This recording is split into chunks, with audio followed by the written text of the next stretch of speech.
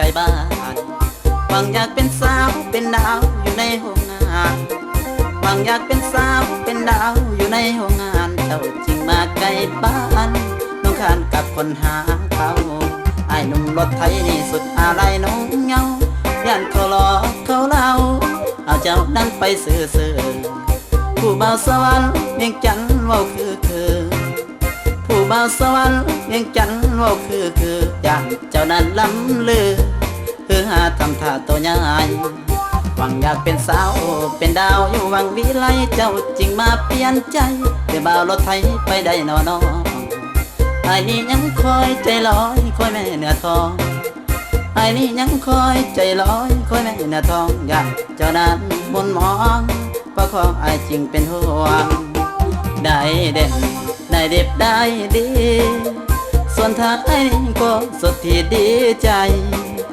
ยันแต่น้องนั้นนั่งน้ำตาไหลยันแต่น้องนั้นนั่งน้ำตาไหลจริงเป็นห่วง3 ใบดวงใจบ่มีแว่นบางกลับขึ้นเถิดน้องเนื้อทองคนดีอย่าให้อ้ายโซกีคนดีอ้ายนี่เป็นห่วงอ้ายหนุ่มรถไถนี่สุดอะไรพุ่มพวงอ้ายหนุ่มรถไถนี่สุดอะไรพุ่มพวงยันเขาหลอกเขาลวงพุ่มพวงนั่งกินน้ำตา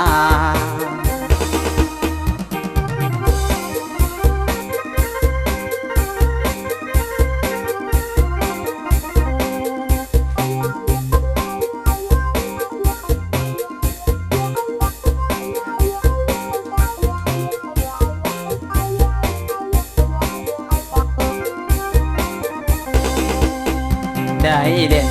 ได้ดิบได้ดีส่วนทางอ้ายนี่ก็สุดที่ดีใจ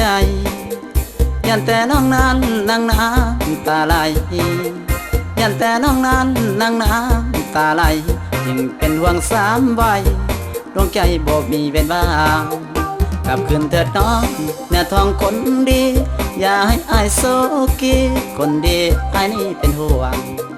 ไอ้หนุ่มรถไถนี่สุดอะไรพุ่มพวงไอ้หนุ่มรถไถนี่สุดอะไรพุ่มพวงยันเขาหลอกเขาลวง